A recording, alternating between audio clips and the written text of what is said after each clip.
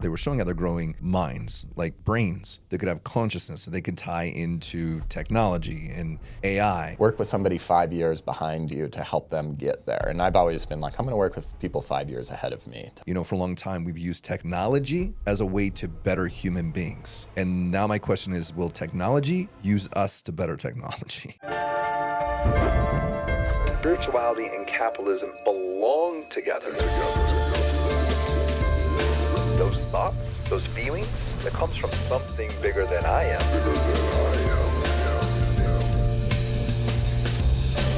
And together I believe we can all grow. That's how we're going to change the world. That's how we're going to change the planet.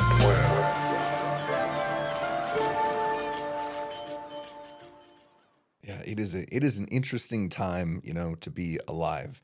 It's an interesting time to see consciousness shifting from what we believe is consciousness to now machines. I saw something a couple of days ago, and I don't know if this is exactly true because I didn't do enough research on it, but they were showing how they're growing in labs, being able to grow minds, like brains that could have consciousness, and they could tie into technology and AI. And then the conversation that I've recently thought about quite a bit is that, you know, for a long time, we've used technology as a way to better human beings. And now my question is, will technology use us to better technology? Right? It's this really interesting new realm that we're coming up upon. And I think we're going to more and more find out what consciousness really is and what it is not. You know, is it that the spirit is like, are we in the spirit, or is the spirit in us? Is Christ consciousness all around us, or is in us? And I would say probably both. I would say that we are part of the whole, right? We're all one. And so it's all around us at all given times. And maybe getting right with Christ in that perspective of Christ consciousness is getting right with self-love. Because what you see in self, you see in others. What I see in me, I see in you. If I see anger and hate and frustration and whatever, and negative talk in me, I automatically assume that in you, right? There was a study that I saw recently that was showing that the more that, like the more lucky, or the luckier that we believe we are, the more luck that we see. So the more love that we see, and the more we see the best in ourselves, I would assume we'd see the best in other people. Anyways, we could go on this one for a while because it's some of my favorite subjects to talk about. But that's not why we're here. We're here to talk about stories. Yeah. So we're here to talk about a lot about a story engine and what you've been doing with that. It sounds like to me that you have worked with all kinds of visionaries and entrepreneurs and a lot of people in holistic medicine, people in the psychedelic space, and you have a special skill that helps these people, I would say, leap above their competition. What is it that you do that was able to help these people? Yeah, a great way to segue from that last topic to this one is I'm a believer in magic. And I believe that magic is expressed and exercised through language and through the words. You know, speaking of the Bible or anything, the first thing that God did in the Bible was he spoke. And that created everything. And I think that there's a deep meaning and message in that for us. And I think it's really interesting kind of that the most prominent artificial intelligences right now are based in language. I'm really curious if the power of magic and language will make the leap into can a machine manifest in the same way, which is maybe a little bit sideways of storytelling, but I think that it's an interesting idea. And what I do is I help people harness the power of language, the power of their own stories, and using it in a strategic and thoughtful way to move their audience towards making a decision. Most of the people I work with are incredibly smart. They're incredibly experienced. They get great results for their clients. I don't have any answers for them about anything. What I do have is questions, and I know what makes up the basic ingredients that make up a story or a good teaching point or a good offer. And I am a creative point of friction for them, helping them shape their ideas, asking them the right questions to find the right moments. For example, in like creating an authority story, and I would start with drawing out their understanding of a client and trying to really get deep on like, well, what does your client feel? What would they say to a friend at coffee, you know? Or what would they say if they called you at 3 a.m. stressed out and they were confessing things that they would never admit to themselves or other people? And people have a lot of knowledge or ideas of what this would be and what this would look like. And an amazing thing and an interesting thing, you mentioned you're good with NLP. When we actually start to say those words, we start to feel them in our body. And this unlocks memories that our minds aren't like a search engine or like an artificial intelligence where it's like, tell me about March 25th when I was 5 years old and I want to know what happened at 3:57 p.m. And I wish, maybe I wish we could go back to that instantly. That might be a really bad time or a lot to deal with. But when we can't just remember anything we want at any time we want. And starting with emotions, and of course starting with our clients' emotions, allows the people that I work with to access and discover and remember stories that more likely than not, they wouldn't naturally choose or think that this is the story they need to share, because often it involves an element of vulnerability that resonates with the client that we're trying to reach and meet. And so it's usually a story that is like, ooh, this is a little icky. I don't really want to share this. But through the process of, okay, well, here's how we articulate it. Here's how we build the meaning of this. And here's how we say, because of this moment, this is why I'm doing what I'm doing for you. It changes how they relate to their own stories and how they relate to their own moments, and creates a sense of enrollment in themselves that we would want anyone else to experience when listening to us. And so there's a very transformative, magical process that comes from being able to articulate who you are instead of trying to share as much information as possible about all of the great things that you've done. Yeah, because nobody gives a fuck. Yeah. Like, they just don't. Most people care about themselves for the most part. They care about what's in it for them. And stories allows us to take a journey with somebody and put ourselves in the story. But if you tell me how great you are and how successful you are and blah, blah, blah, like, that's not interesting. It's not something I'm going to listen to. It's not something that's going to pull my attention. But I believe if someone can paint a picture with emotions and feelings, and we were talking about NLP a second ago, which is neuro-linguistic programming, and what that does typically in storytelling or in writing or in speaking and or to the self, is you're using kinesthetic, which is like touch, feel. You're using auditory, which is sound. You're using gustatory, or gustatory, I believe is how you say it, which is smell. And then there's a couple other ones that you can go from there. So sight, smell, vision, and so on. So you're bringing people into that. And a lot of us are communicating all the time with these thoughts, right? I think this, which is more of a thought process, versus I see this, which is more vision. And that's what a good storyteller, I believe, does, is they bring the listener along with them. Some people just tell stories, but you're teaching your clients how to tell stories with purpose, which I believe is extremely important. Are you, because of your skill set, copywriting and coaching people, are you afraid of AI? Because I want to bring it back to that a little bit, because it's getting, as you said earlier today, it's getting pretty scary. Totally. If you don't have at least a little bit of fear of AI, then you're a really interesting person. Maybe crazy, maybe way smarter than me, but I'm definitely like leaning into AI, especially in the last few months. And some of the things that I've been doing has been creating programs or processes that can walk people through the same set of questions and guide people to their stories and help them put together stories in a way. And so I've been creating these things and offering them at the ends of talks or podcasts or things that help people create powerful authority stories.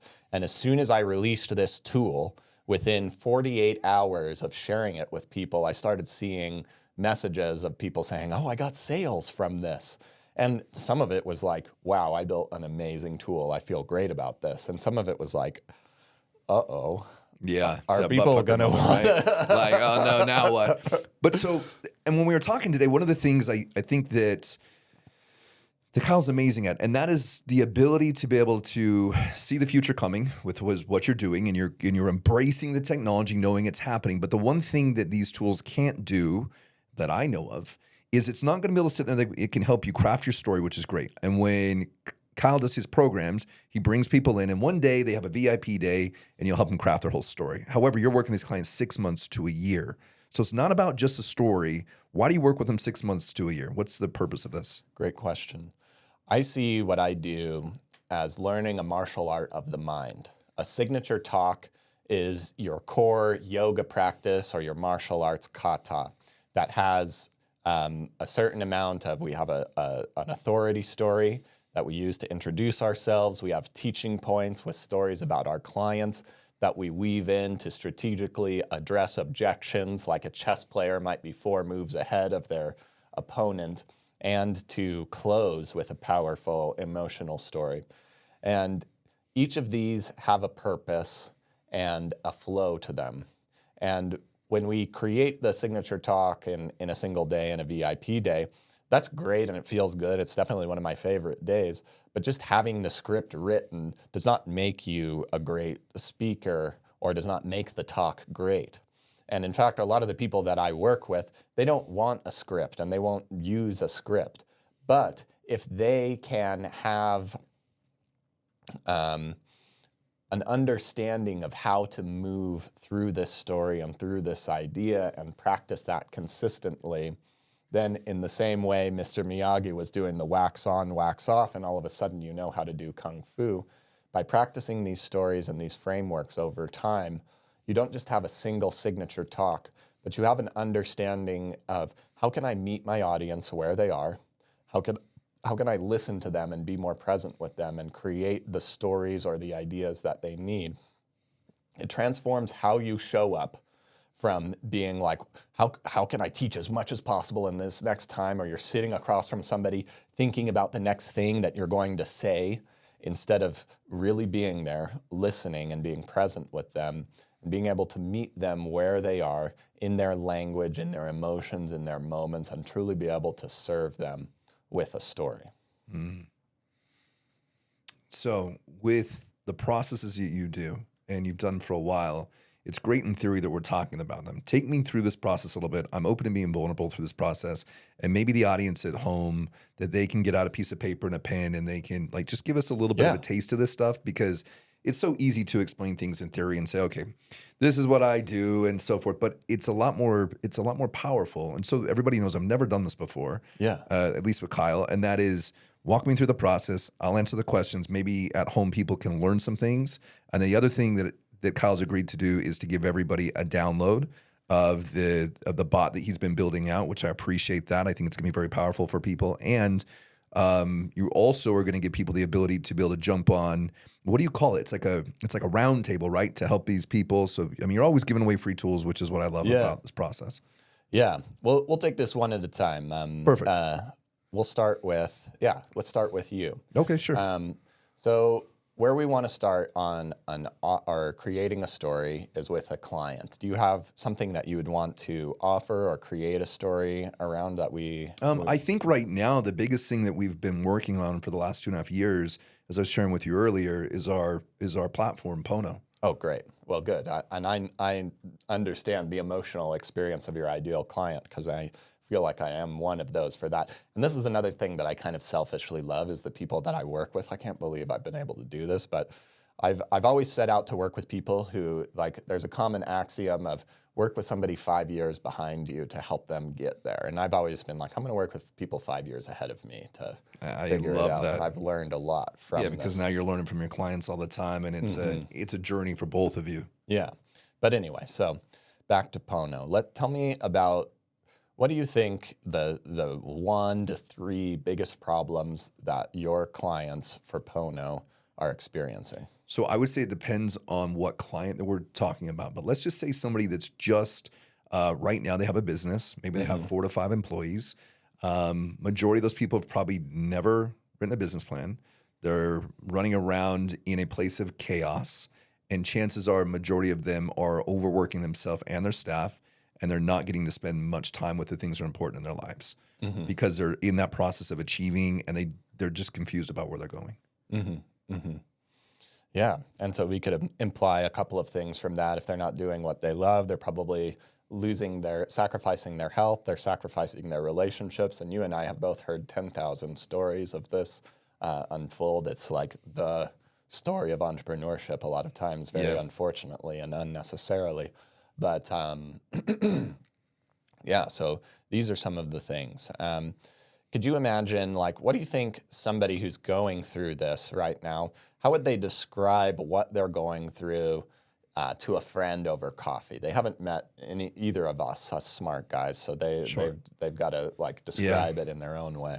I think what they would say is that, right now they're going to say, they're going to say, listen, I'm extremely, like, I'm glad that we can meet up. It's been a really long week.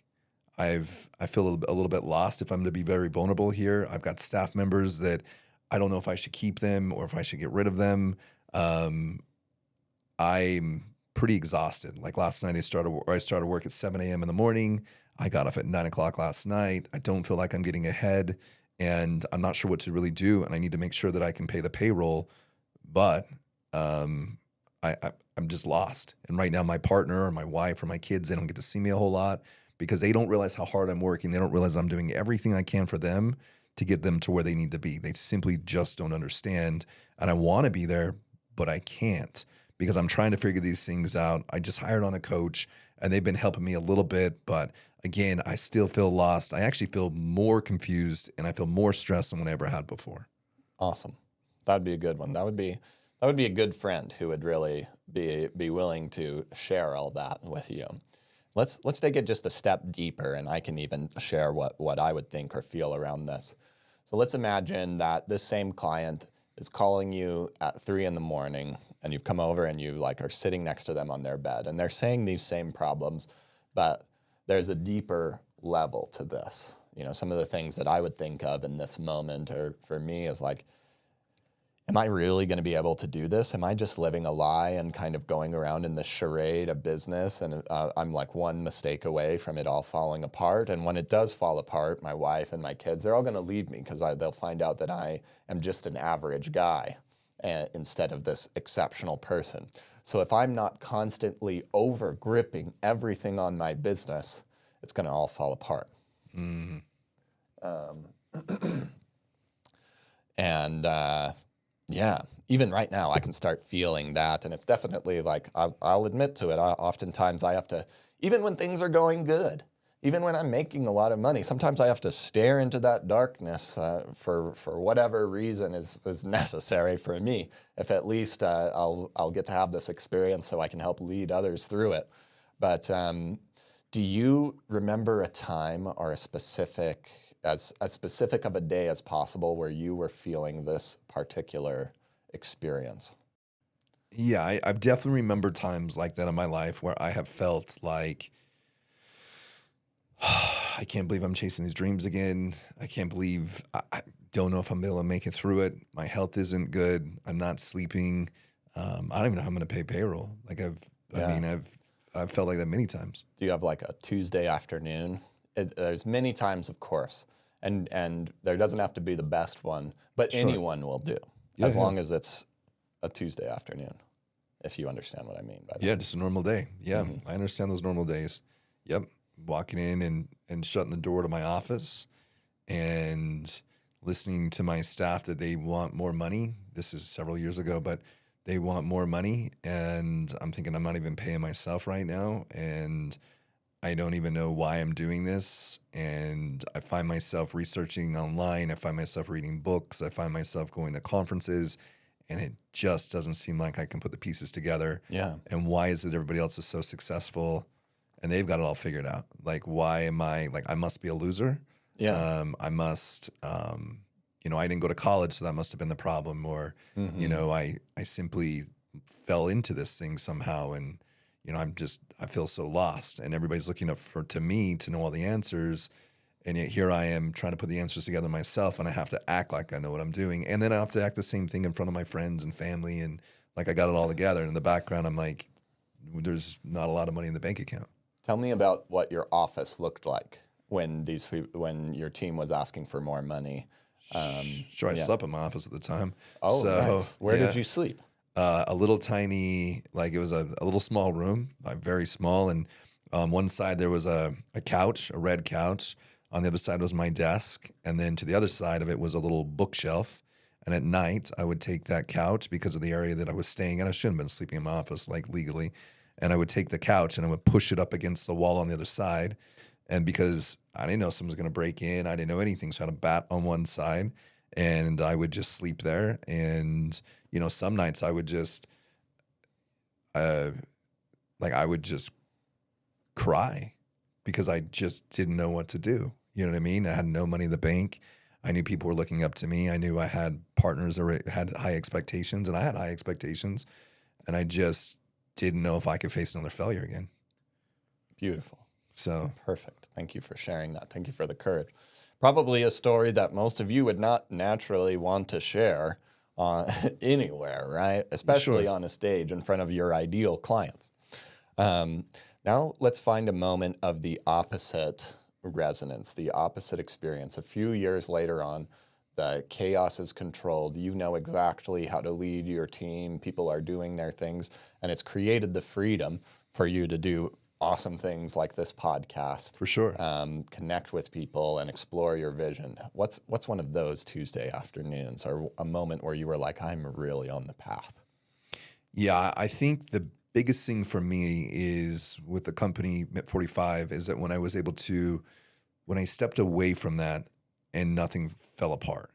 And when it was a Tuesday afternoon and I could be thinking about, I could be sitting in Costa Rica and no phones, no disturbances, no nothing. And I thought, wow, this is an amazing feeling to know that my business is still moving forward. And now I've been able to take those skill sets and trust in my team and utilize technology to be able to do that. So it's just a different feeling. Of course, it still takes time. It still takes effort. It still takes knowing that things are going to work out and not everything's perfect.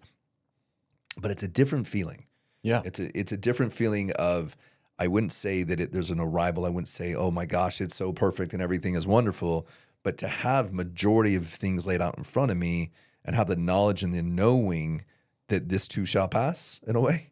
Yeah. Like that has been, it's changed the way I've seen things. Yeah. It's changed the way I've seen things lately within cycles of markets, how everything is always shifting and changing. And so having that feeling of going like, you know what, it's going to be okay. Like it's good. I can sit here and not have to look at my phone every 10 seconds. I can make sure that I'm not checking messengers every 10 seconds. And I know that the people I have surrounded myself with, they're the best human beings I could possibly find. Beautiful. Would you like to hear your story? Yeah, I would love to hear my story. Okay. I wake up to knocking on my door. On a red couch, there's a baseball bat next to me, and I'm in my office. This is where I sleep most nights, trying to grind away, get an edge. And now my team's knocking on the door, asking if they are going to get paid this week. And honestly, I don't know. Because despite me putting all of this energy, all of this effort, my best things into this office, reinvesting all of my money, I literally sleep here every night because it's such a part of me. And still, after all this energy and all of this work, I'm not sure if this is going to work out. And it drives me crazy to have my team members coming to me and asking for more. I try to, when I leave work, very rarely to spend time with my friends, I put on a smiley face and pretend everything's good and try to enjoy myself. But there's this dread and this weight inside of me. I'm afraid to be spending time with my friends because it means I'm not working and something might fall apart in these moments where I just turn away from it for a second.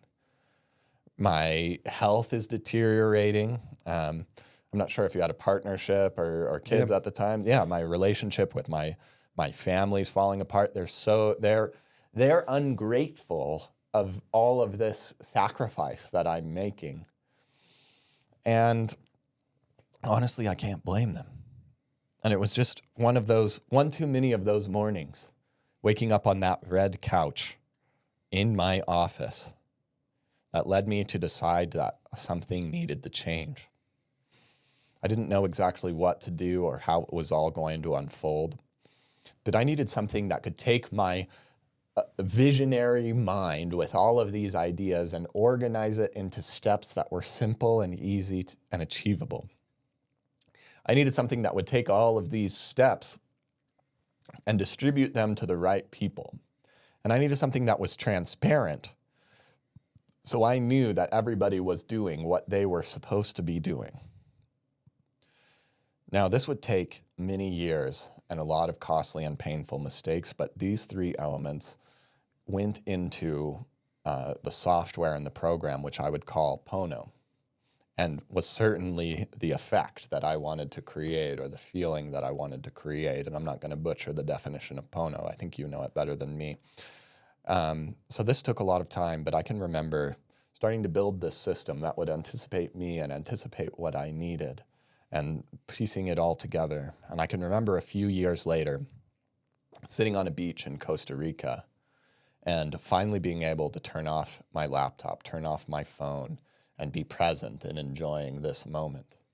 A few hours earlier, I was able to do this because I looked up in my Pono platform and saw that all my team members were doing what they were supposed to be doing, and I was confident that my vision was progressing exactly how I wanted it to.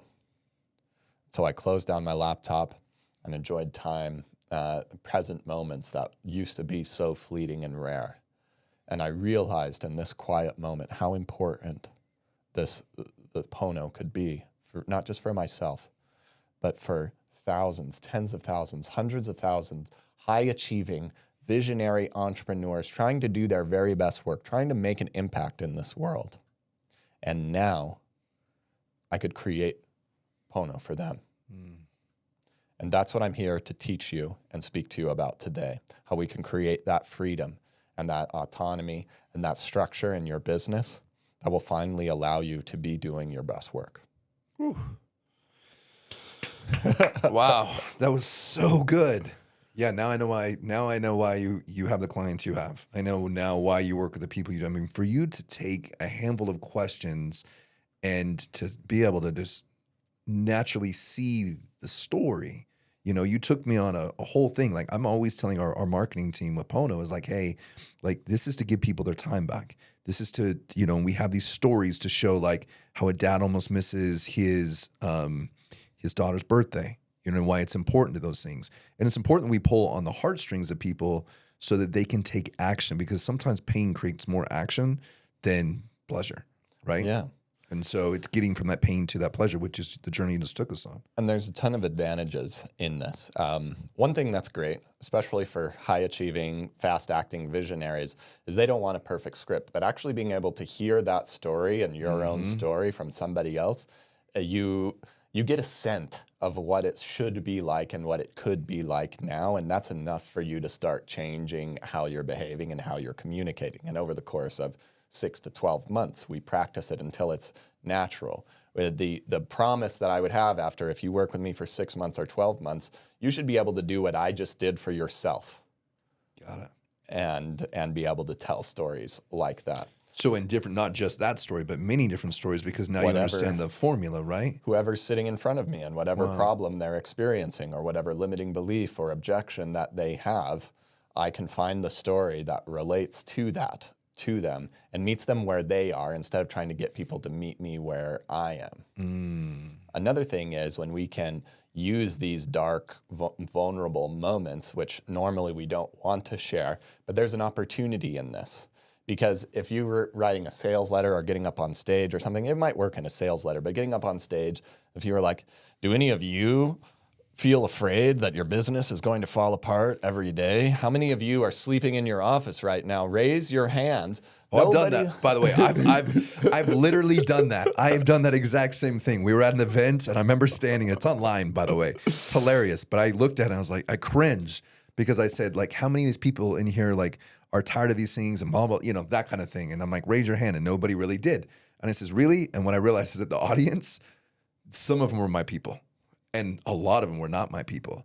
And so it's like understanding your audience, like what you just talked about. And it was a good learning moment for me. Right. But the question I have for you then is what I just heard in your story, which thank you again, that was brilliant, is a hero's journey, right? How do we as storytellers and want to influence the audience and want to influence people, not take people through the hero's journey? And the reason I say that is because I think there's got to be a way to be able to tell stories without always having to go to the dark of the shadow and then I became the hero in the movie. And I know that works really well in film. one of the individuals I work with sometimes, his name is William, and William has this whole theory is that we've gotten so deep into the hero's journey that we've made it part of our lives. And we feel like as entrepreneurs, we have to go through the hero's journey to be successful.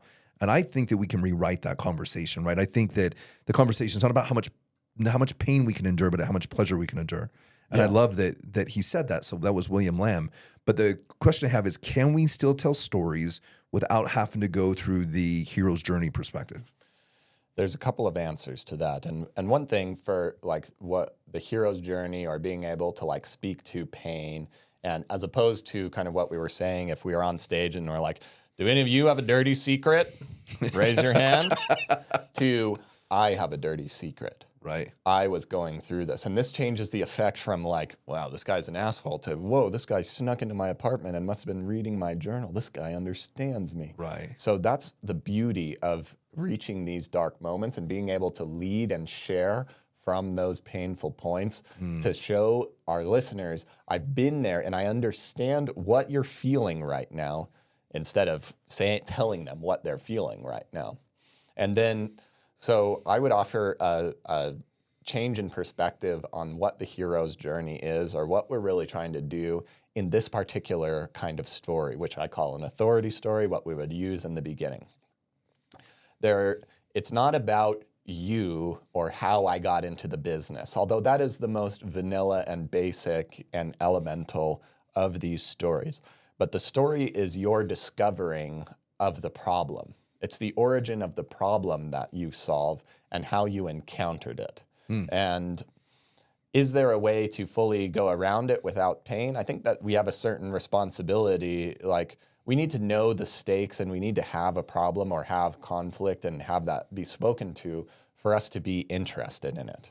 Right. And so I think that exists. And I think there's something to, we don't have to be the twist your knife salesman of like, you have this problem, you need this act now, which is kind of where I think we've all been kind of traumatized by those high sales, we've all seen pushing people. And so a lot of us, we gravitate away from it.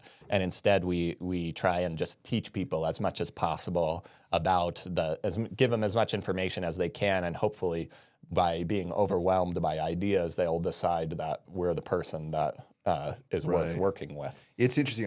I've been studying storytelling for a little while now, and by watching film, and it's always interesting at the beginning that they show, that girl can't get guy can't get girl, whatever. And at the end, all the stuff that was happening here in the first frame for the first, we'll say 10, 15 minutes, all of a sudden now is solved at the end of it, right? And in between all of that, there's always conflict. And what I've noticed is that good, basically binge watching kind of style TV programs, there's always conflict going on, but it's not one conflict. It's like, okay, we need to get here to here. That's one conflict. And then there's a conflict between this person and that person. There's one conflict. Then there's another conflict about my belief systems versus like the ending of my belief systems. But there's all this conflict that is tied together like a tapestry that creates a really beautiful story.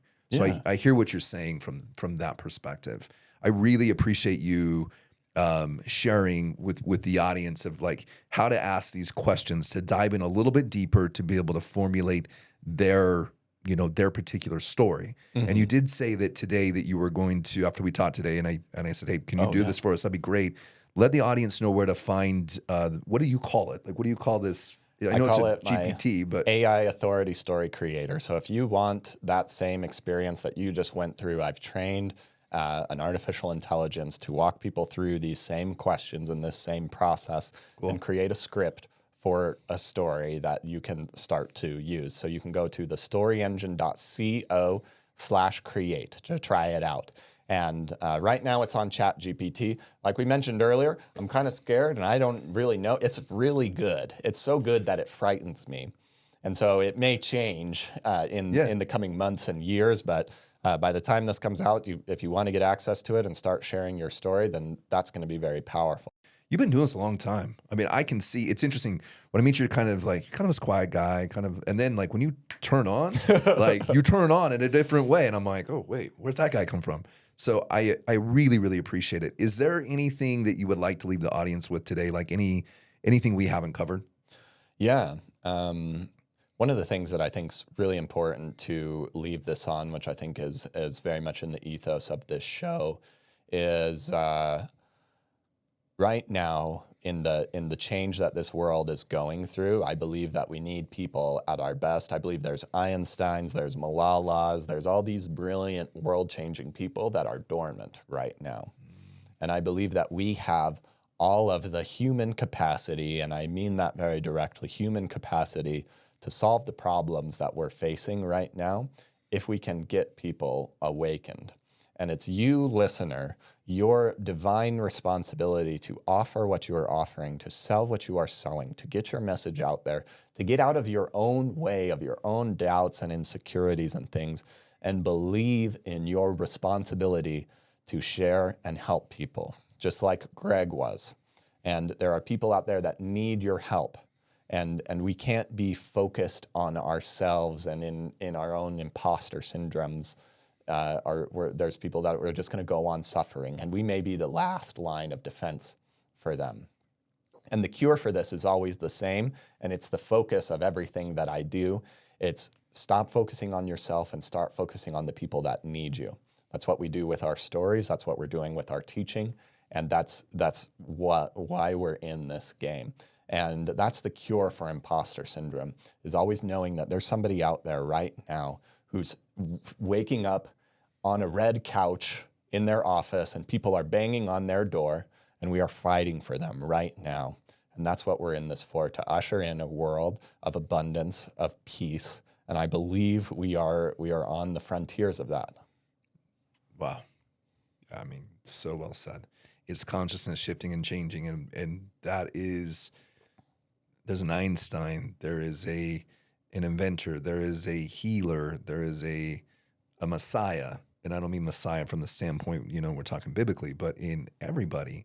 And for you to have the skill set to be able to bring that out to them, for the stories to be able to be shared, it is their responsibility. You know what I mean? It's part of their birthright. You know what I mean? Yeah. Abundance is part of their birthright. And to be able to have a platform to do that, I really appreciate that you listen to your own call. You know what I mean? That you listen to the guy knocking on the door. You know what I mean? That's amazing. What does the word spiritual capitalism mean to you? You're a deep thinker, man, and I really appreciate that about you. Thank you. I believe that it means taking the power, the authority, the ability to enact change, and enacting it in alignment, not necessarily with our most goals, but to create a better world that's better for everybody. I think it reminds me of, the end of Buddhist prayers where you're like, I want to be abundant, and I wish this the same for everyone around me. And I think that's what the essence is channeling our vision for the good of everyone. Beautifully said. So the last question, when all said and done, and your body is now, your spirit is no longer here, and your body is the only thing resting on this earth, what do you want to be remembered for? I want to be seen as somebody who was willing to be different, and because of that, was able to help people understand and value what's different about them and share it. And I don't know if I'm as concerned about being remembered as I am about living a peaceful and aligned life for myself. Yeah, well said. Well said. Yeah, it's about the now versus the later. But I do believe it's the work that we do here that echoes forever. Totally. I mean, 100 years will most likely, be forgotten, but why not be remembered for now? So I really appreciate that about you. If people want to find out more, if they want to book a session with you, if they want to, be involved in your community and what you're doing in life, how do they find you? TheStoryEngine.co is the easiest place to start. I've got podcasts, books, and then I highly recommend TheStoryEngine.co/create to try out that AI tool. Like I said, it's very fresh, and you'll get the opportunity to have a story integration call with me because I want to see how you're using the tool, what you've come up with, and I can talk to you about how we can put that into play to start making more money, more conversions, more impact, and more engagement everywhere where you're sharing your story. Fantastic. Well, you have left the audience with great gifts, and I appreciate it. You've left me with great gifts. Like, wow, when you when you took my story and you got me a little vulnerable there, and you spun it back at me. It was like looking in a mirror, and it was like, oh wow, I don't know how you just did that. That was really incredible. So I could see why you work with the people you work with, and it is amazing what you've been able to do for so many people, but specifically Dr. Greg, in the fact that he is now able to help people with Parkinson's disease. And if he would have been going about things the same way he was doing them, he wouldn't be attracting the people. And so it's your gift that allows that. So you definitely have that massive ripple that you're playing in the world. And so I appreciate you seeing that. I appreciate you being a spiritual capitalist yourself. I know how important community is to you. I know how important it is to you to work with the right people so that you can continue to do the things you love. So I really appreciate it. Dalton, thank you so much for having me on this show. Thank you for the journey that you've been on, and again, the labor of love that is this incredible studio, this incredible place. I'm honored that you made the time and made the space to come have me share. Thank you so much for doing what you do. Yeah, I'm very grateful that we were able to have this conversation today. And hopefully, people at home were able to learn something today that they can apply to their life. Because if you're just listening and you're not applying these lessons, if you're not thinking outside the box, if you're not saying, okay, this is the process I'm on, this is the journey I'm on, and how do I get better at my craft, then we're probably not the right people to be listening to the show. But for those that are, take the information, apply it, go get this AI, because I think it's going to be really cool for you to see, and you're going to be able to see a lot more about your own personal story, and what a gift that you're giving our audience today. So I really appreciate it. So thank you again. Appreciate everybody listening today to the Spiritual Capitalist. And until next time, we'll see you soon.